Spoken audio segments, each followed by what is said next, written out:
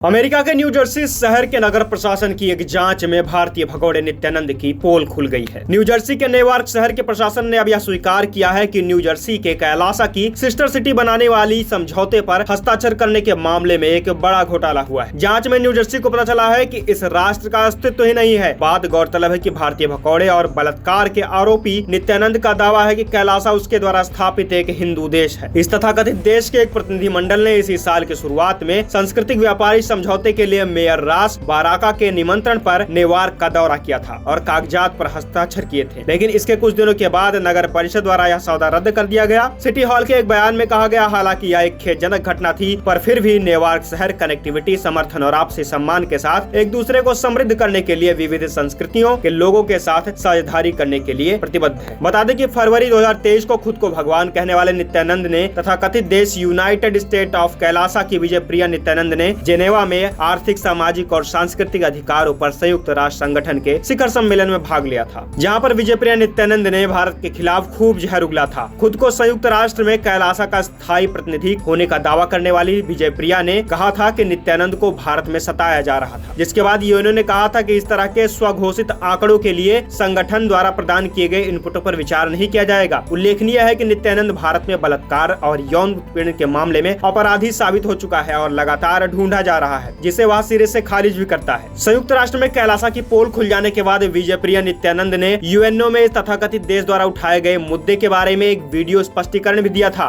कैलासा भारत के लिए उच्च सम्मान रखता है और भारत में केवल कुछ हिंदू विरोधी तत्व ही स्वामी नित्यानंद को प्रताड़ित कर रहे हैं। मैं स्पष्ट करना चाहूंगी कि मैंने कहा था कि एसपीएच भगवान नित्यानंद परम शिवम को उनके जन्म स्थान में कुछ हिंदू विरोधी तत्वों द्वारा सताया जाता है। संयुक्त राज्य कैलासा भारत को उच्च सम्मान देता है और भारत को अपने गुरु पीडम के रूप में सम्मान देता है। बता दें कि नित्यानंद एक विवादास्पद भारतीय तथाकथित धर्मगुरु और आध्यात्मिक व्यक्ति है, परंतु उसका असली नाम अरुणाचलम राजशेखरन है। उसके जन्म के बारे में बताया जाता है कि उसका जन्म 1978 को तमिलनाडु में हुआ था। उसका दावा है कि उसके पास कई सारी आध्यात्मिक शक्तियां हैं, परंतु स्वामी नित्यानंद अक्सर ही अपने सार्वजनिक संबोधनों में कई बार विवादों में आ चुका है। सबसे पहले 2010 में एक वीडियो सामने आया था जिसमें उसने एक महिला भक्त के साथ आपत्तिजनक स्थिति में देखा गया था, जिसके बाद इसके ऊपर व्यापक आक्रोश पैदा हुआ था। तमिल अभिनेत्री रंजीता कथित तौर पर इस वीडियो में दिख रही महिला थी। स्वामी नित्यानंद और रंजीता दोनों ने वीडियो को लेकर हिस्सा होने से इनकार कर दिया था और आरोप लगाया था कि यह एक मॉफ वीडियो थी, यानी कि यह एक फर्जी वीडियो था। रंजीता ने